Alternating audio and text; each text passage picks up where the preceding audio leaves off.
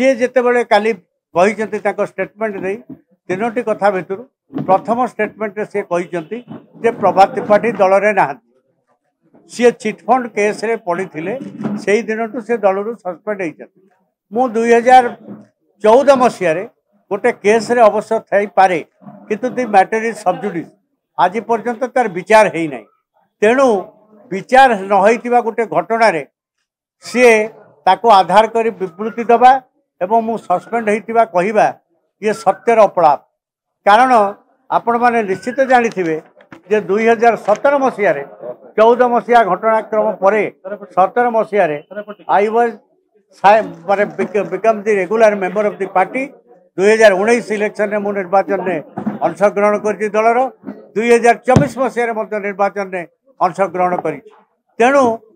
मूल कथा थिला किए भोट देला राज्यसभा बीजेडी जहाँ फंडामेंटल प्रिंसिपल सेकुलर पॉलिसी ता विरुद्ध रे ताकू जानिबा आमे दल भितर बहुत सीनियर लोक से माने राज्य सभापति ऊपर प्रेसर करुथिले तेणु से दृष्टिटा हटई दे किभली भाव में कथा को अन्य आड़ को डाइवर्ट कर हम से गतकाली अजथारे मो मुंडे दोषारोप करी निष्पत्ति नि भावुची व्यक्तिगत भाव में किए जड़े मो भली लोक दंडित हो दंडित न हवा ओडावासी किसी गुरुत्व ना किंतु बीजेडी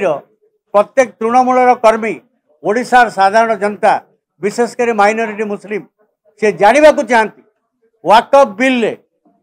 बीजेडी स्टैंड अनुसार आमे तार समस्त सदस्य आमको वोट दवा कथा 7 जन राज्यसभा मेंबर कौन पाई सेठी गोटे नाटक सृष्टि करागला जहाँ पार्लियामेंट्री प्रिंसिपल विरोधाचरण कर जेकोसी बिल भोट दिया हवा दरकार जड़े लेजिस्लेटर बा पार्लियामेंट मेंबर पक्षर दलर हुईप अनुसार बा भोट न देवा दरकार मैक्सिमम अप टू द रिस्टेनमेंट